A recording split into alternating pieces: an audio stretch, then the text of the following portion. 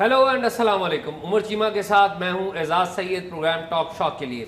आज के talk shock में हम 3 मौज़ूआत पर बात करेंगे। सबसे पहले हम बात करेंगे कि कौमी असम्बली की मुद्दत वो पूरी हो रही है। आईन पाकिस्तान 50 साल का हो गया है और अब नई निगरान हुकूमत वजूद में आ रही है। तो निगरान हुकूमत में कौन कौन होगा, निगरान वज़ीर आज़म कौन कौन होगा, वफाकी दारुल हुकूमत इस्लामाबाद में क्या चल रहा है। नंबर 1 हम इस मौजू पर बात करेंगे।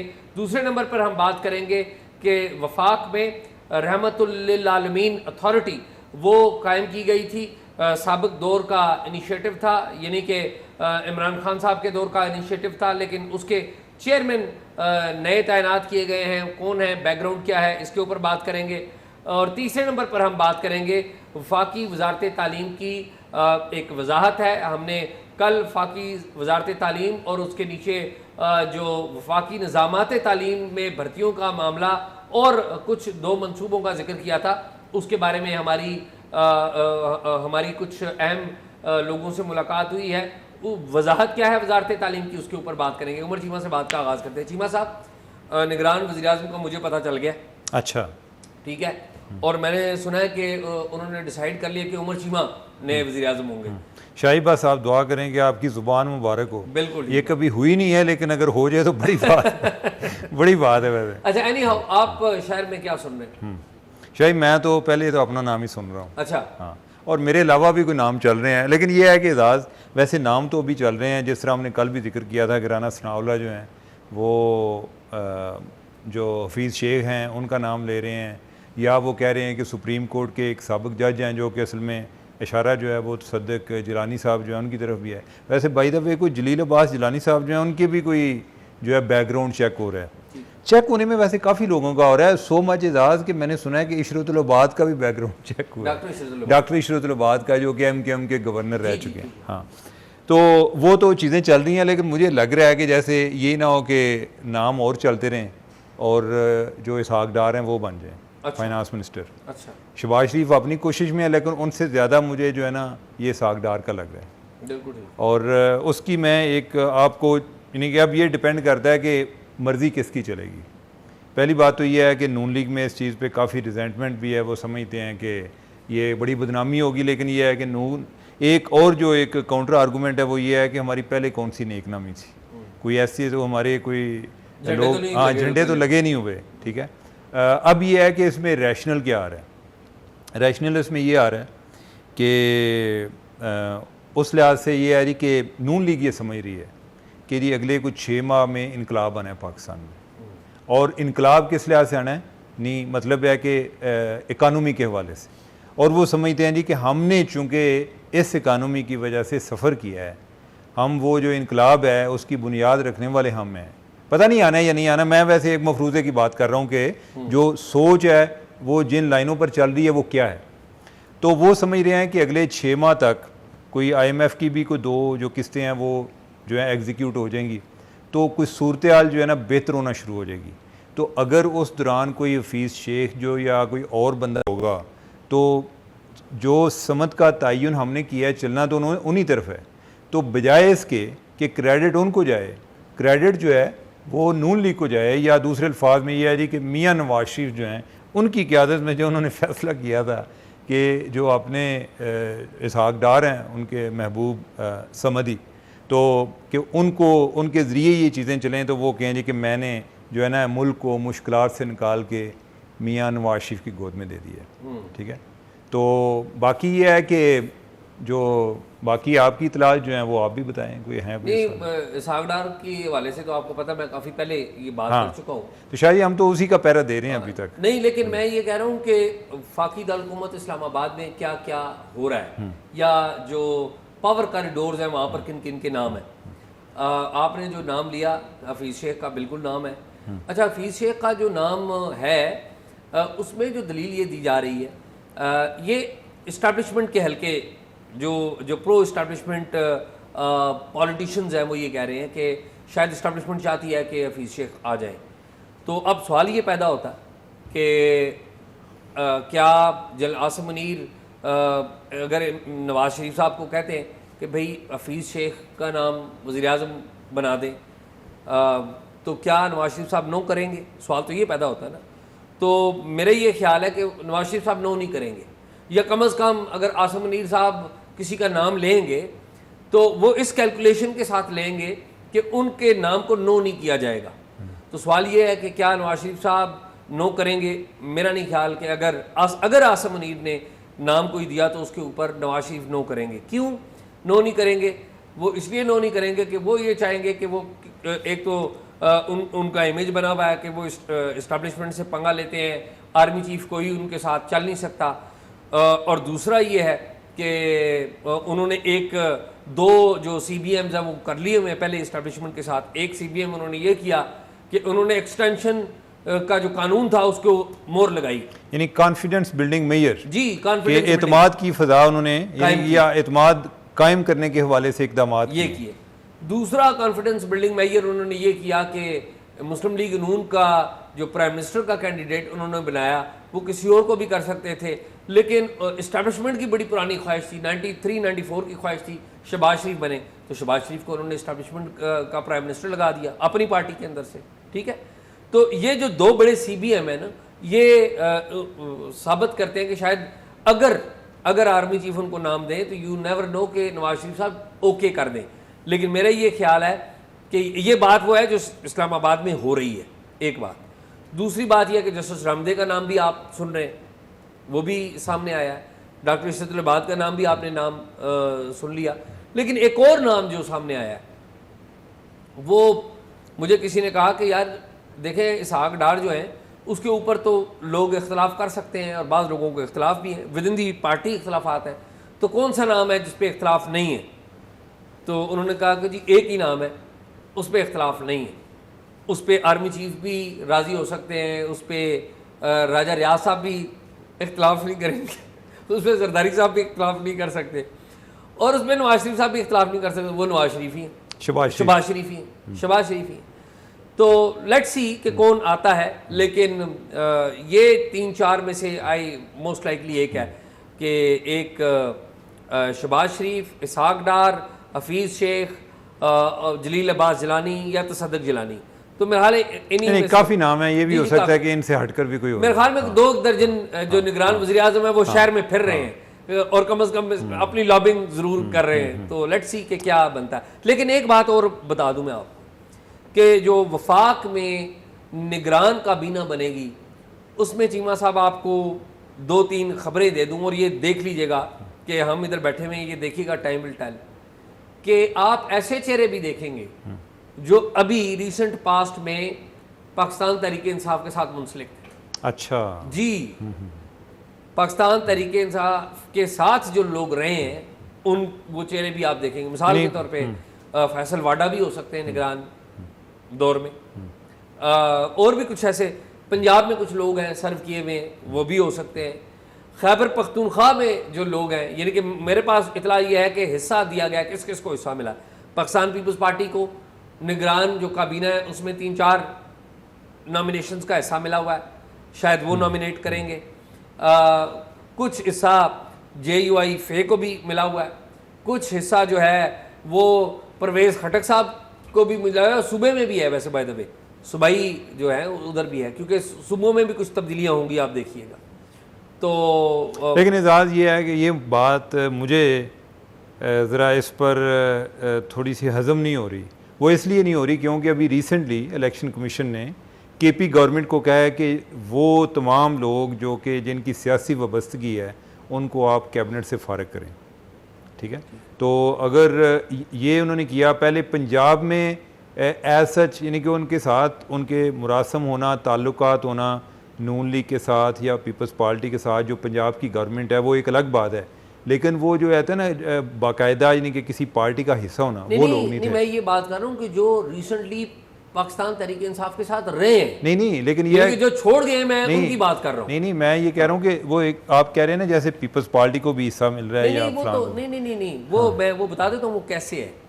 वो चीमा साहब हिस्सा ये नहीं है कि पीपल्स पार्टी अपने बंदों को लगाएगी, नहीं, पीपल्स पार्टी का कोई रुकन नहीं होगा, लेकिन पीपल्स पार्टी का नामनी जरूर हो सकता है। वैसे एजाज ये गवर्नमेंट में स्वाय इसके यानी कि मुझे जो केयर टेकर गवर्नमेंट के हवाले से जो सूरत हाल नज़र आ रही है, स्वाय इसके कि ये जो ये चाह रहे हैं कि इकानमी को हम ट्रैक पे रखें या जो भी तरीका हमने वज़ा किया उसका रोड मैप वही रहे, कोई आके ना और करे। और उसके लिए इन्होंने कानून साजी भी की है, निगरान हुकूमत को एम्पावर किया है।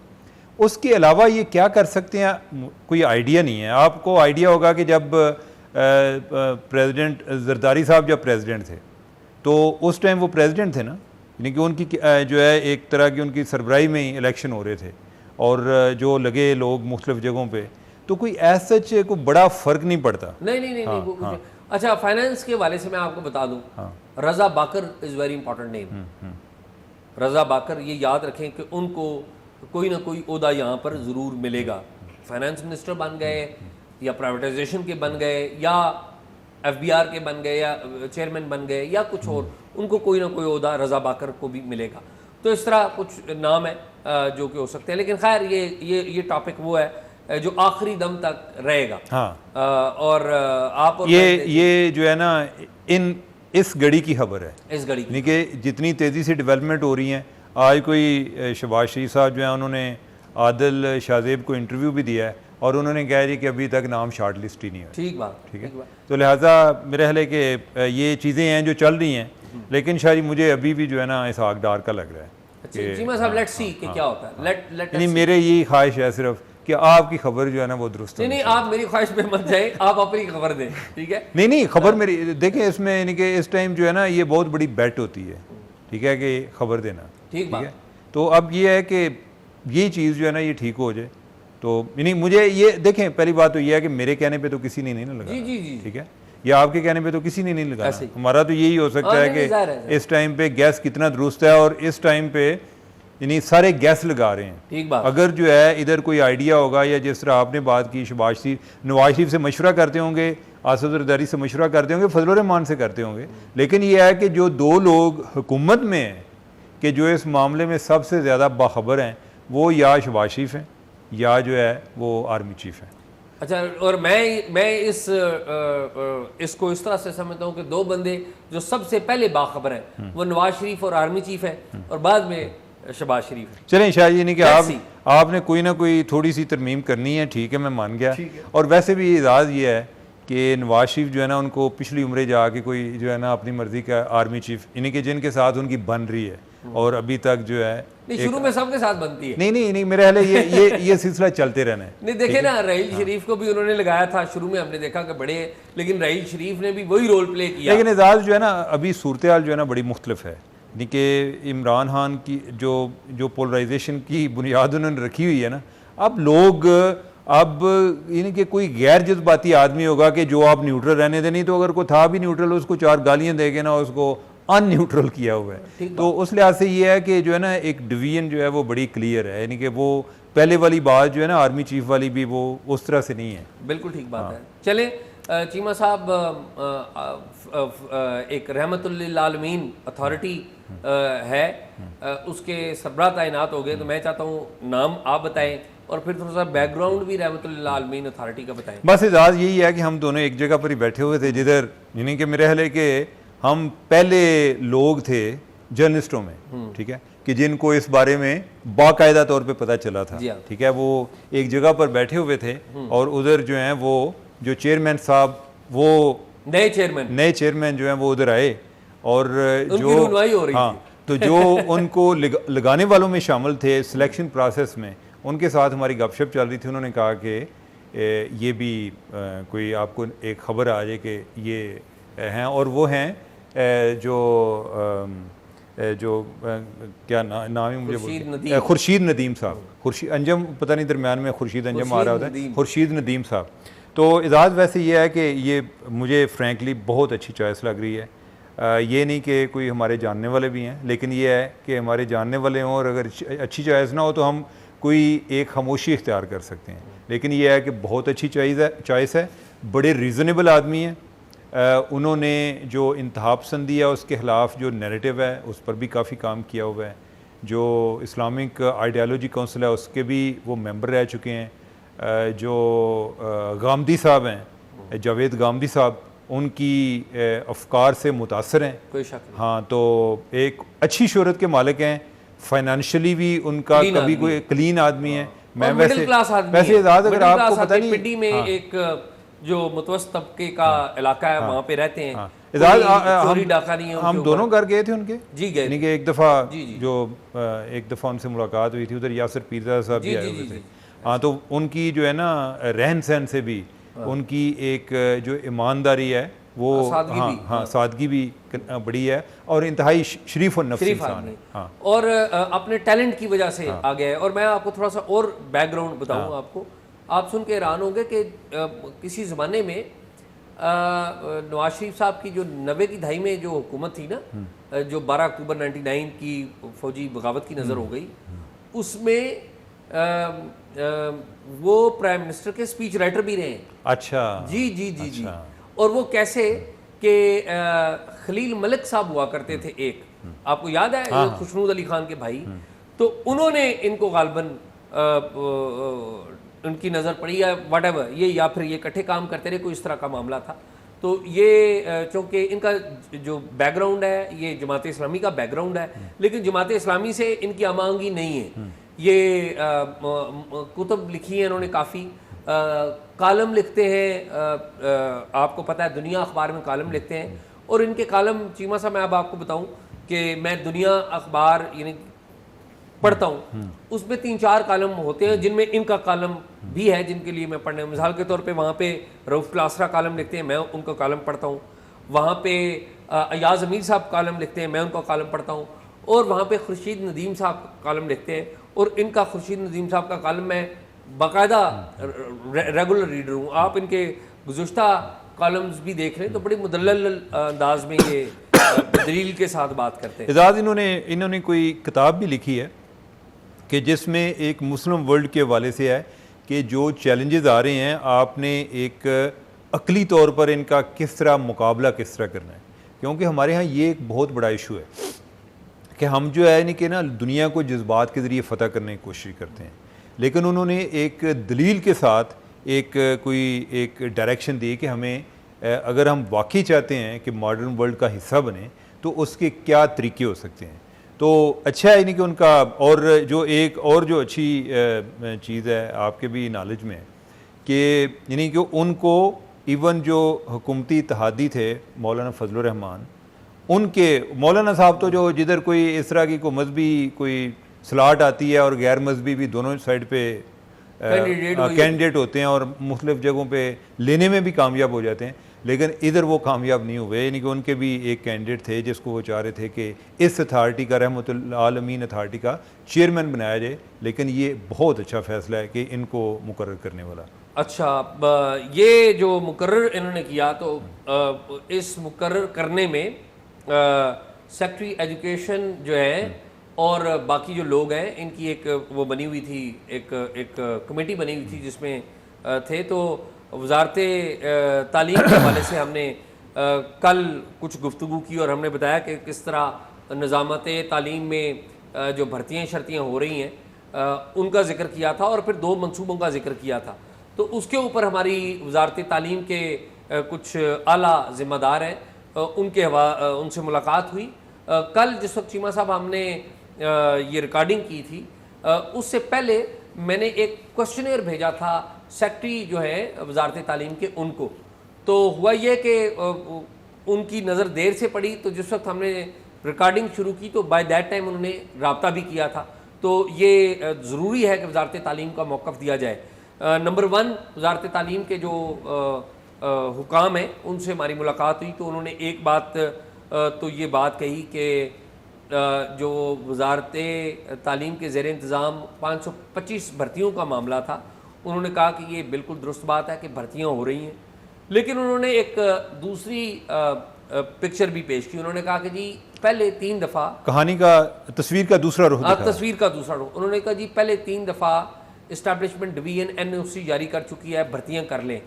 वो 3 माह का NOC होता है, 3 माह के अंदर आपने भर्तियाँ करनी होती हैं, लेकिन वो NOC लैप्स करते रहे, और इस दफ़ा भी वो NOC लैप्स हो गया था। उन्होंने इस बात की तस्दीक की, बल्कि ये है कि दोबारा भर्ती करने के लिए वज़ीर आज़म से NOC यानी कि लेना पड़ा। 2 दफ़ा पहले इस्टेब्लिशमेंट ने किया है, उससे ज़्यादा अगर वो लैप्स कर जाएं तो फिर आपको वज़ीर आज़म से परमिशन लेनी पड़ती बिल्कुल है, ठीक है। और इस काम में वज़ीर आज़म से शहबाज शरीफ से परमिशन ली।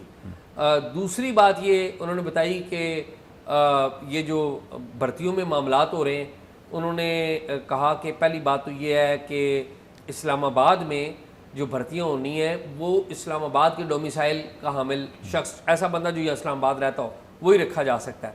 तो इस पे जो राना तनवीर हैं उन्होंने उनका अपने हल्के का कोई बंदा नहीं था। अलबत्ता ये बात दुरुस्त है कि राना तनवीर साहब ने एक लिस्ट ज़रूर दी थी, और ये लिस्ट किसने उनको दी थी?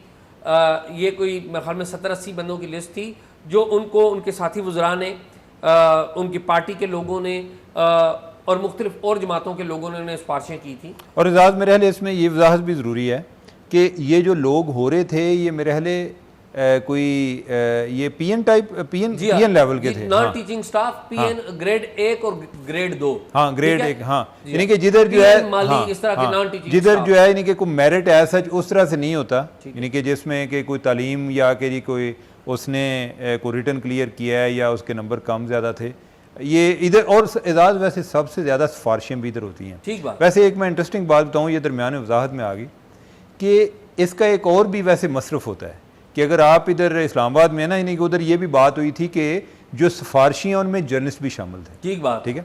अच्छा, मुझे एजाज़ एक दफ़ा किसी महकमे में कोई भर्तियाँ हो रही थी और थी इस्लामाबाद की, और यही थी कोई ऐसे छोटे लेवल की, तो मुझे किसी ने कहा जी कि आपको बंदा रखाना है तो आप रखवा लें। तो मैंने कहा कि मैं उसका क्या करूँगा? उन्होंने कहा जी कि बंदा इधर रखवा के आप बेशक अपने घर मुलाजम रखें। मैंने कहा ये क्या? उन्होंने कहा कि बहुत सारे जो सियासतदान हैं वो यही करते हैं कि उनके पास जो मुलाजिम हैं उन्होंने किसी सरकारी महकमे में उनको नौकरी लेकर दी हुई है, तनख्वाह उधर से मिल रही है और वो उनके घर में काम कर रहे हैं। तो ये जो सिफारिशें हैं ना, उसमें मेरे ख्याल को ये भी अमल दखल है कि उनके लिए कोई मुलाजमीन का अपनों का, एक तो वोटर होंगे ना कि कोई सियासी लोग जो इधर के, एक ये है कि बाकी जो हैं लेट से कि कोई बंदा बाहर का है तो वो इधर के किसी बंदे को भर्ती करा के तो अपने घर में मुलाजम रख। फिर आपने बंदा रखवा लिया? नहीं, मैंने नहीं रखवाया। अच्छा, आपने कभी नहीं रखवाया? नहीं, आपने शायद वैसे देखा है। नहीं, यानी कि ये नहीं है कि अगर किसी और का कोई काम हो तो हो सकता है मैं भी कहूँ, लेकिन ये है कि ये नहीं, ये यार इंतहाई गलत बात है। और एजाज़ वैसे अगर हम खुद बंदे रखवा के तो इधर जो है ना हमें तबलीग छोड़ देनी चाहिए। बिल्कुल ठीक। ये जो बातें हैं ना, यानी कि ये इंतहाई थर्ड क्लास हैं, बड़ी गिरी हुई हैं, और जिनके पास ज़्यादा मुलाजिम होते हैं मुझे अक्सर उन पर शक होता है कि ये मुलाजिम को या तो तनख्वाह से ही नहीं दे रहे, या इन्होंने इसी तरीके से रखवाए हुए हैं कि कोई सरकारी महकमों में रखवा के पैसे उधर से आ रहे हैं और ये घर में उधर उनसे काम करवा। तो एनी हाउ कुछ सिफारिश करने वालों में साफ़ी भी थे। हाँ, ठीक है, सियासतदान भी थे और साफ़ी भी थे। ये बात उन्होंने बताई। और फिर पता ये चला कि इसमें जो सेक्रेटरी एजुकेशन है जिनका जिक्र हमने किया था कि उन्होंने भी एक सिफारिश की हुई थी, और उन्होंने 180 बंदों की सिफारिश की हुई थी। और ये वो सिफारिश थी कि जो 180 बंदे ये वो वाले थे जो ऑलरेडी डेली वेजेस के तौर पर काम कर रहे थे। तो उन्होंने ये कहा था कि जी इन बंदों को आप मेरी तरफ से मेरे कोटे में, यानी मेरी सिफारिश इनके लिए, इन लोगों के लिए तो ये रख लें। लेकिन ये है कि वो हुआ नहीं है, वो हुआ नहीं, भर्ती नहीं हुई। यानी कि वो जो DG federal directorate of education है, उन्होंने कोई ना कोई इतराज़ या कोई मसला ऐसा होता रहा, यानी कि जिस वजह से कोई 3-4 दफ़ा जो एनओसी ली गई है वो अभी तक भर्तियां नहीं हो पाई। यानी अभी वो दोबारा इजाज़त ली गई है, अभी वो भर्तियां हो रही हैं। हाँ, अभी वो हो रही हैं। ठीक है जी। तो ये बात तो हुई। तो ये पार्शली बात हमारी गलत नहीं थी, ये बात ठीक थी कि कुछ ना कुछ कोई तो बात थी पहेलियों के दरमियान, आधी थी, बाकी उसका आधा हिस्सा जो है वो अभी एक दूसरी साइड। अच्छा, और बाकी 2 सब्जेक्ट थे। एक था F11-2 में प्लाट का मामला, जो कि एक प्राइवेट स्कूल को दिया जा रहा था। तो उस पर बताया ये गया कि एक प्रॉपर ड्यू डिलिजेंस के बाद, प्रॉपर ड्यू प्रोसेस के बाद एक F11-2 में प्लॉट है जिसको एक पब्लिक प्राइवेट पार्टनरशिप के तहत एक स्कूल को दिया जाना था, और वो भी अभी अवार्ड नहीं किया गया। ठीक है, वो अभी अवार्ड नहीं किया गया। और ओपिनियन ये थी कि हमारे पास कमोबेश 30 के करीब ऐसे प्लॉट हैं और इस्लामाबाद में नए स्कूल नहीं बन रहे, और मकसद ये था कि स्कूल बन जाए और प्रॉपर्टी हमारी ही रहे, और कुछ अर्से बाद वो, यानी 20 साल के बाद 20 साल वो इस्तेमाल करेंगे। फीस का तयन किया गया है कि इससे ज़्यादा वो फीस नहीं ले सकते, लेट से कि 8,000 या 10,000 या 5,000 जो भी है। ठीक है, और बिल्डिंग वो बनाएंगे, 20 साल जो है वो जो भी रेवेन्यू जनरेट कर सकते हैं वो करेंगे।